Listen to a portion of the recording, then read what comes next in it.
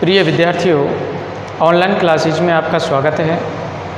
ये जो पद है बीए पार्ट सेकेंड ईयर की पुस्तक रीतिकालीन काव्य संग्रह से लिया गया है, जो कि पद्माकर द्वारा रचित है। और पद्माकर का जो काव्य है वर्षा ऋतु, उस शीर्षक से इस पद को उद्धृत किया गया है। तो देखो, इस पद को हम पढ़ कर के पहले सुना देते हैं इस पद के अंदर क्या है और उसके बाद में हम इसके कठिन शब्दों को देखेंगे। देखो, चंचला चमाके चहूँ औरन ते चाहे भरी, चंचला चमाके चहूँ औरन ते चाहे भरी, चरजी गई तो फेरी चर जन लागिरी। चंचला चमाके चहूँ औरन ते चाहे भरी, चरजी गई तो फेरी चर जन लागिरी। कहे पद माकर लवंगन की लोनी लता, कहे पद माकर लवंगन की लोनी लता, लरज गई तो फेरी लर जन लागिरी। कैसे धरो धीर वीर त्रिविध समीरे तन, कैसे धरो धीर वीर त्रिविध समीरे तन, तरज गई तो फेरी तरजन लागिरी। घुमड़ी घमंड घटा घन की घनेरी अवे, घुमड़ी घमंड घटा घन की घनेरी अवे, गरज गई थी फेरी गरजन लागिरी। तो देखो, ये पद है कवि पद्माकर का पद है। तो इसमें जो कठिन शब्दार्थ आए हैं उन पर पहले मैं निशान लगा देता हूँ। चंचला, चरजी, लवंगन, लौनी, लरज, त्रिविध समीर, तरज,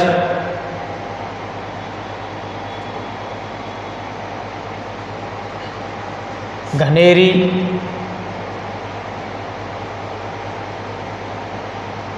ती।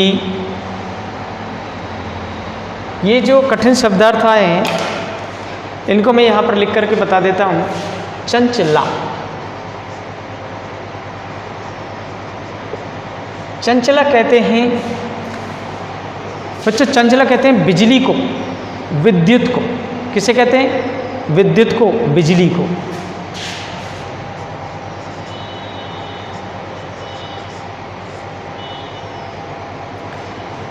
चरजी,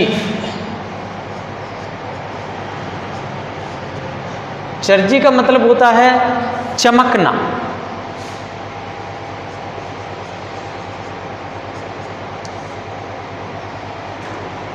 लवंगन,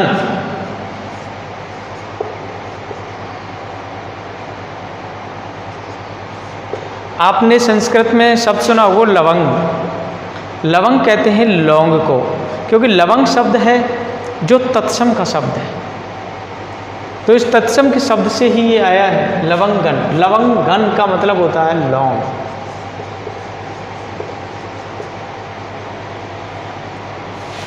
लरज, लरज का मतलब होता है कंपायमान होना या कंपन पैदा होना किसी के अंदर। लरज, लरज का मतलब क्या है? कंपन होना या कंपायमान होना। कंपायमान,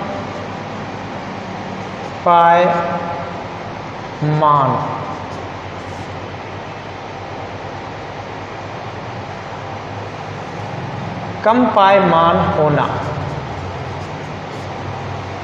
लरज का मतलब क्या होता है? कांपना या कंपायमान होना। कांपना भी हम लिख सकते हैं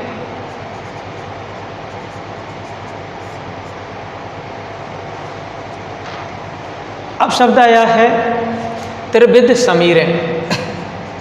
त्रिविध समीर, त्रिविध का मतलब होता तीन। और समीर माने हवा। 3 प्रकार की हवा, 3 प्रकार की हवाएं या वायु।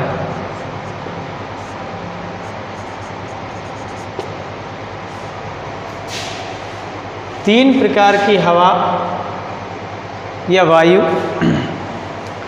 अब शब्द आया तरज। तरज का मतलब देखो, तरज, जो तरज शब्द आया है, तरज का मतलब होता है चलना या चलायमान होना, चलायमान होना, चलना या चलायमान होना तरज कहलाता है। और घनेरी कहते हैं अत्यधिक या घनी, घनेरी, क्योंकि ये तो वस्तु घनेरी है कह देते ना, तो घनेरी का मतलब है तो घनी, अत्यधिक।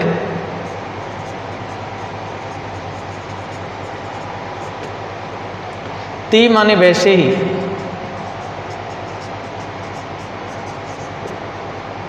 ये इसके कठिन शब्दार्थ हैं। देखो, चंचला कहते हैं बिजली को, चर्जी माने चमकना, लवंगन कहते हैं लौंग को, लरज माने कंपायमान होना, कांपना। तो ये कठिन शब्दार्थ हैं इसके। अब हम इसका अर्थ करते हैं। तो देखो, चंचल चमा के चहूँ ओरन ते चाहे भरी, चरजी गई तो फेरी चरजन लागिरी। कहे पद्मा कर लवंगन की लोनी लता, लरज गई तो फेरी लरजन लागिरी। कैसे धरो धीर वीर त्रिविध समीर तन, तरज गई तो फेरी तरजन लागिरी। घुमड़ी घमंड घटा घन की घनेरी अब, गरज गई थी फेरी गरजन लागी। तो देखो बच्चों, ये जो अवतरण है ये पद्माकर द्वारा रचित वर्षा ऋतु वर्णन से लिया गया है और वर्षा ऋतु के प्रभाव का यहाँ पर चित्रण किया गया है। इसमें वर्षा ऋतु के समय जो गृहिणी नायिका होती है उसकी कैसी स्थिति होती है, यहाँ पर उसी का वर्णन किया गया है। तो देखो, कवि पद्माकर जी वर्णन करते हुए कहते हैं, चंचल चमा के चहूँ ओरन ते चाय भरी, चरजी गई तो फिर चरजन लगी। कवि पद्माकर जी कहते हैं कि वर्षा ऋतु का वर्णन करते हुए गृहिणी नायिका कहती है कि चारों दिशाओं में, गृहिणी नायिका कहती है कि चारों दिशाओं में, समस्त संसार में सब ओर चाह से भरी हुई, सब ओर चाह से भरी हुई बिजलियाँ पहले जो चमकती थी, चाह से भरी हुई जो बिजलियाँ थी जो पहले चमकती थी, तो वे ही अब फिर चमकने लगी हैं। चाह से भरी जो बिजलियाँ थी वे पहले जो चमकती थी वे ही अब फिर से चमकने लगी हैं। कवि क्या कहते हैं कि वर्षा ऋतु का वर्णन करते हुए कि गृहिणी नायिका होती है, तो गृहिणी नायिका क्या कहती है कि चारों दिशाओं में, अर्थात सभी ओर चाह से भरी हुई बिजलियां थी, वे पहले जो चमकती थी, पहले जो चमकती थी वे आज भी चमक रही हैं और फिर से चमकने लगी है। कहे पद्माकर लवंगन की लोनी लता, लरज गई तो फिर लरजन लागी। कवि पद्माकर कहते हैं कि लौंग की जो लावण्य युक्त लताएं हैं, देखने पर बहुत ही सुंदर दिखाई देती हैं। जो लताएं, लौंग की जो लावण्य युक्त जो लताएं, जो पहले कभी उनमें कंपन पैदा होता था, वे कांपती रहती थीं, कंपायमान होती रहती थीं, वे ही अब फिर से कंपायमान होने लगी हैं, फिर से कांपने लग गई हैं। कैसे धरो धीर वीर त्रिविध समीर तन, तरज गई तो फिर तरजन लागी। कवि पद्माकर जी कहते हैं, पद्माकर जी के अनुसार कोई गृहिणी नायिका कहती है कि हे प्रियतम, हे मेरे प्रिय, मैं ऐसे समय में अपने आप में कैसे धैर्य धारण करूं, मैं कैसे धीर बंधे मेरे अंदर, मैं कैसे धैर्य धारण कर सकूं। क्योंकि जिस शीतल ठंडी मंद सुगंधित वायु से, वायु ने पहले मेरे शरीर को जो विचलित कर रखा था, वही अब जो तीनों प्रकार की जो वायु है वो अब फिर से मेरे शरीर को चलायमान कर रही है। जो तीनों प्रकार की वायु है वो मेरे शरीर को चलायमान कर रही है। घुमड़ी घमंड घटा घन की घनेरिया गरज गई थी फेरी गर्जन लगी। कवि कहते हैं कि जो घनेरे बादल हैं, जो बादलों की जो घनी घटाएं हैं, अत्यधिक जो घटाएं छा जाती हैं बादलों की, वो घनी घटाएं बड़े अभिमान के साथ में उमड़ घुमड़ करके गर्जना करके चली गई थी। और बेही घटाएं फिर से गरजने लगी है, बेही घटाएं फिर से गरजने लगी है।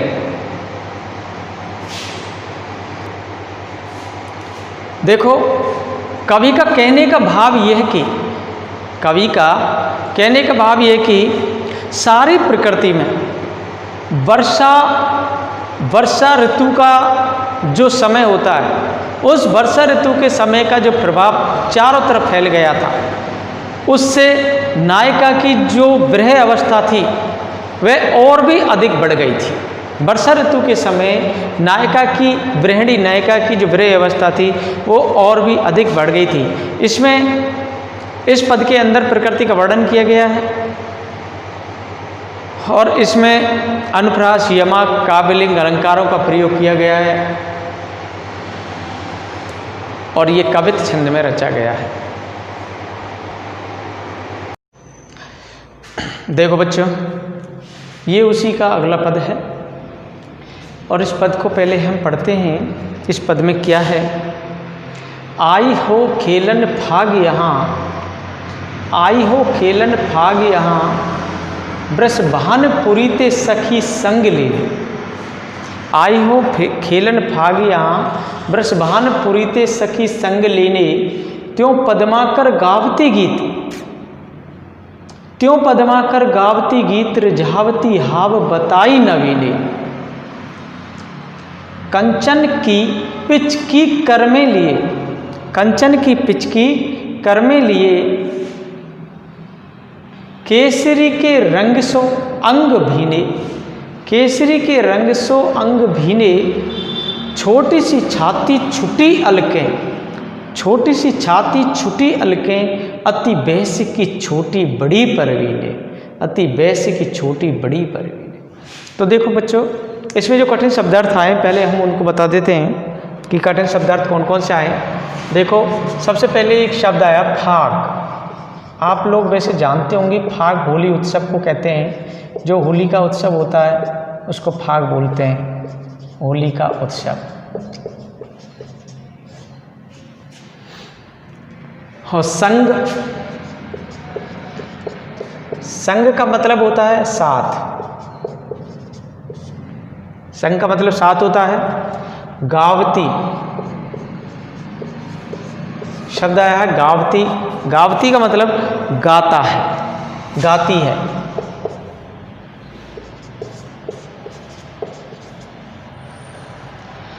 रिझावती,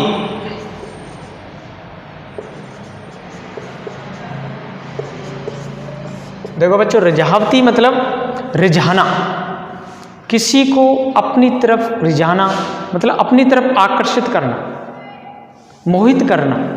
तो ये अपनी तरफ खींचना, रिझावती का मतलब है आकर्षित करना।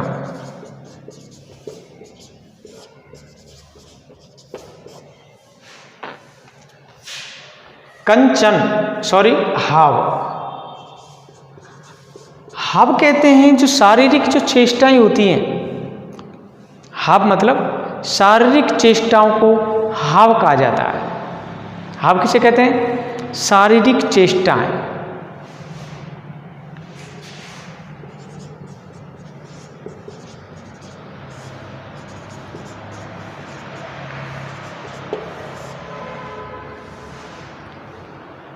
कंचन, इसको तो आप सभी जानते हैं। कंचन का मतलब होता है सोना, धातु वाला सोना। पिचकी,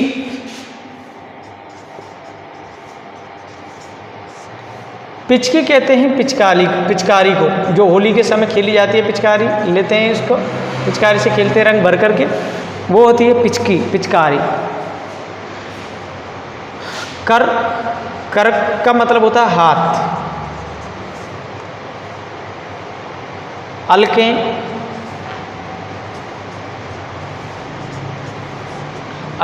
का मतलब होता है बाल। लटें, बैस होती है अवस्था, आयु। और परवीने,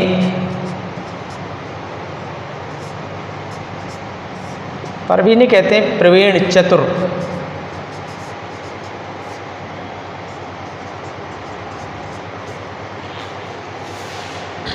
तो देखो बच्चों, ये जो इसके शब्दार्थ हैं, फाग माने होली का उत्सव, संग माने साथ, गावती कहते हैं गाती है, रिझावती कहते हैं आकर्षित करना, और हाव कहते हैं शारीरिक चेष्टाएं, कंचन कहते हैं सोना, पिचकी का मतलब होता है पिचकारी, कर माने हाथ, अलके माने बाल, बैस माने अवस्था, और परवीन कहते हैं प्रवीण या चतुर।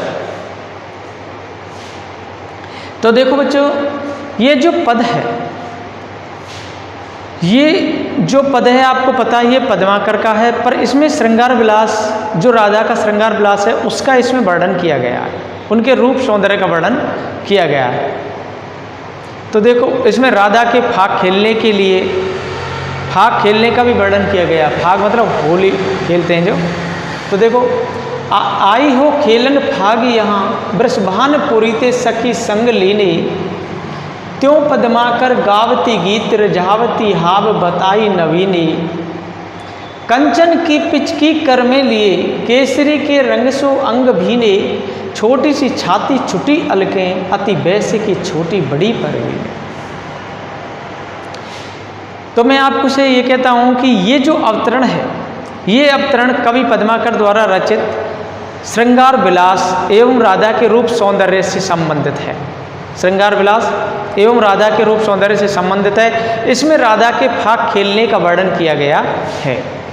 तो देखो, इसको हम अर्थ करके बताते हैं। देखो, कवि जो पद्माकर जी थे, कवि पद्माकर जी वर्णन करते हुए कहते हैं कि वर्णन करते हुए कवि पद्माकर जी के अनुसार राधा कहती है कि मैं यहाँ, राधा कहती है कि मैं यहाँ पर गोकुल में अपने पिता वृषभान की नगरी में अपनी जो सहेलियां हैं, संगी साथी हैं, उनको लेकर के, उनको साथ में लेकर के होली खेलने के लिए आई हूँ। कि राधा कहती है कि गोकुल में मैं अपने पिता वृषभान की नगरी में, नगरी से अपनी सहेलियों को लेकर के, वृषभान की नगरी से अपनी सहेली को लेकर के होली खेलने के लिए आई हूँ। त्यों पद्माकर गावती गीत रिझावती हाव बताई नवीने। कवि पद्माकर कहते हैं कि राधा तथा उसकी जो सखियां हैं, उसकी सहेलियां हैं, वे फागोत्सव के अनुसार मधुर गीत गाती हैं। या होली के महीने में वो होली के गीत गाती हैं, और अनेक जो उनके शरीर में क्रियाएं होती हैं, श्रृंगारिक चेष्टाएं होती हैं, वो उनको प्रदर्शित करती हैं। राधा होली के गीत गाती हैं और फाग के गीत गाती हैं, और राधा के इनके अंदर जो शारीरिक चेष्टाएं उनको सभी के सामने प्रदर्शित करती हैं, और सभी को अपनी ओर आकर्षित करती हैं। और रिझावती का मतलब होता है सभी को अपनी अपनी शारीरिक चेष्टाओं से सभी को अपनी ओर आकर्षित करती हैं। कंचन की पिचकी कर में लिए केसरी के रंग सो अंग भीने। कंचन की पिचकी कहते हैं सोने की पिचकारी को। कवि कहते हैं कि राधा के हाथ में या राधा की सहेलियों और राधा की सहेलियों के हाथों में सोने की पिचकारी है। किसकी? सोने की पिचकारी। और केसर के रंग के समान, केसर के रंग के समान उसका शरीर सुगंध से भरा हुआ है, सुगंध से व्याप्त है। अर्थात राधा और उसकी सखियां हैं, स्वर्णिम आभा वाली राधा का शरीर और उसकी सखियों का शरीर अत्यंत आकर्षक लग रहा है। तो इसमें राधा का जो शरीर है वो अत्यंत ही आकर्षक दिखाई दे रहा है। छोटी सी छाती छठी अलकें अति बेसे की छोटी बड़ी परवीन। कवि कहते हैं कि राधा का शरीर अभी अल्प विकसित है, पूर्ण तरह से उस पर यौवन नहीं आया है। वो यौवन से अभी उनका यौवनारंभ है, यौवन पूरी तरह से नहीं आया है, अल्प विकसित शरीर है। उनके शरीर में अभी कोई भी उभार नहीं आया है। उनके जो बाल हैं वे बिखरे हुए हैं तथा उनकी आयु बहुत छोटी है, परंतु वे बड़ी चालाक और चतुर है, चतुर चालाक है। तो देखो बच्चों, इसमें राधा के रूप सौंदर्य का वर्णन किया गया है, राधा के हाव भाव का वर्णन किया गया है, राधा की जो शारीरिक चेष्टाएं हैं, शारीरिक क्रिया हैं, उनका वर्णन किया गया है और फागोत्सव का यहाँ पर वर्णन किया गया है। तो इसमें अनुप्रास, काव्यलिंग, अलंकार आदि का प्रयोग भी किया गया है और वैसे ये सवैया छंद में रचित है। धन्यवाद।